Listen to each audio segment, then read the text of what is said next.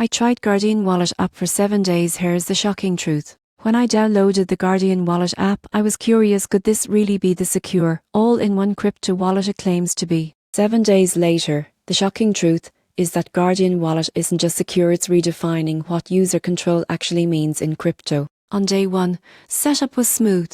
You can create a wallet or import an existing one, and here's what stood out: Guardian does hold your keys. You do. That means even if their servers go down, your funds remain safe, a feature most beginners overlook. By day 2, I explored its multi-chain support. Guardian works with Bitcoin, Ethereum, and other major blockchains, letting you manage multiple assets from one place. No switching apps, no network confusion, just simplicity. By day 4, I began testing its security tools. Guardian uses advanced encryption and optional biometrics, but what really impressed me was its social recovery feature.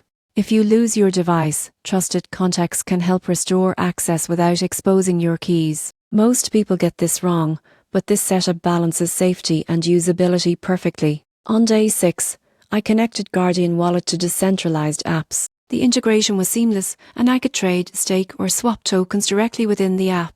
No complicated bridging, no technical barriers, just clean execution. By day 7, I realized the shocking truth. Guardian Wallet isn't just a crypto app.